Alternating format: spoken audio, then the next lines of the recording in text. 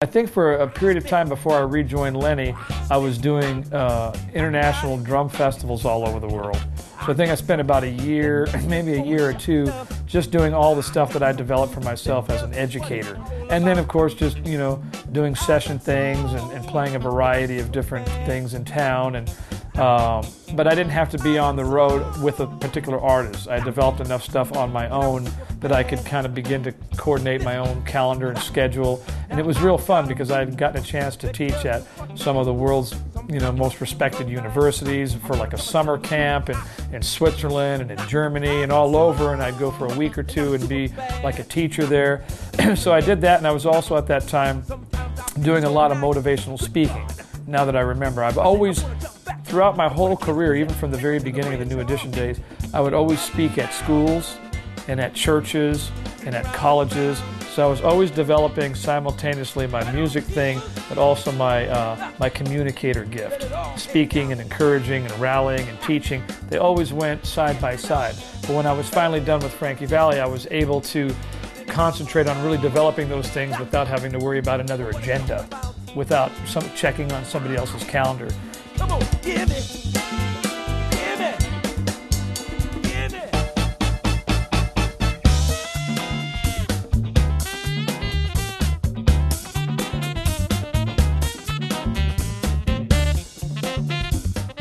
Well, it was everything. I believe it was sort of like God's timing for us to come back together. And it's funny because I had a dream, like a physical dream.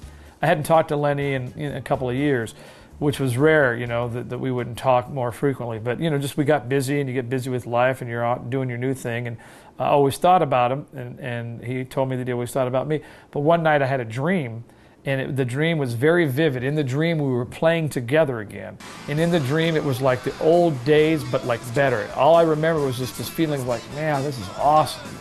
We're back together, we're having a great time. And I woke up the next morning and I told my wife, Renee, I said, I had this crazy dream. It was like this long, intense dream with Lenny and I, and we were like back together, and it was just the most bizarre thing. Later that afternoon, he called. And I got goosebumps when he called because it was like this weird feeling like, my gosh, I haven't talked to you in 2 years, and last night I have this intense dream about you. And then he said, he goes, it's crazy. Last night, I watched your videos. I was on vacation in the Bahamas, and see, during the Frankie era, the very end of it, Lenny called me, and I actually went back to play with him again because the drummer who was playing with him injured her hand, and so on a moment's notice he called me, and I had to learn the whole show in one rehearsal, and I played the end of the tour with him.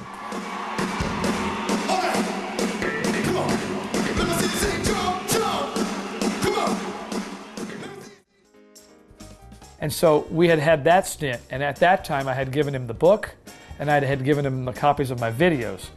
And apparently he looked and read the book, but he kept the videos, and they just went down to the Bahamas, and he had never gotten a chance to open them. So the night that I had the dream about him, he was in the Bahamas vacationing and fasting and just chilling out by himself on the beach. And he said, I got so bored, I had seen everything, and I found your videos at the top of my trailer, and I said, I got to watch these Zoro videos. I had totally had forgotten about him because I got to see what my bro's doing on the videos. And so he literally was watching all 3 of those videos for 3 hours from top to bottom. And when he talked to me, he said, man, the same time you were dreaming about me, I was watching your videos. So I just call it a divine appointment from God. God was reuniting us in a spiritual realm that neither of us could know.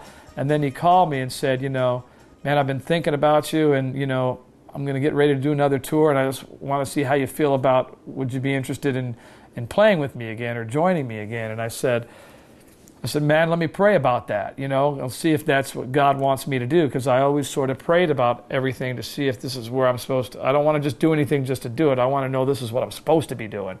And anyway, and he flew me out to Miami, and we prayed about it before we went and played, and I said, God, if this is something you want to happen, then let us just feel that magic that we always had. Let us feel that something special when we play the music that we just know. And man, we played, and it was there. And afterwards, he was like, I don't know about you, man, but I'd love for you to come back. I'm like, yeah, I'm there. And so that's what started the whole baptism tour. And we rehearsed for 3 or 4 months in Miami at his house, and it was everything. It turned out to be everything in that dream and much more. It was the best, one of the best seasons of my life, because now we're older, now we're more mature, now we're more seasoned. We had gone through a lot of things as friends, and now we're at a place where, man, this is cool. This is really cool. All the young stuff is behind us, all the young teenage ambition stuff, and now we're just who we are, and we're just gonna play music and chill. It was a great time. With us, it's always just it's when it's ordained. It's a friendship thing, and it's when it's supposed to be right. And when I finished the baptism thing, we'd actually gotten involved in some other projects together as a result of that, outside of music, that were more ministry things that were led out of that. So we'd done some really great things around the world together that had nothing to do with music, but that had to do with people and building people and saving people from tragedies. And I went on a trip to Ghana, Africa, and helped slave kids get released. And something that we both had a heart for, that he helped spearhead and I ran. So what led me out of all that was just other divine things that God had for us. But yeah, at some point, when the timing is right and when the season is right, it'll hook up again.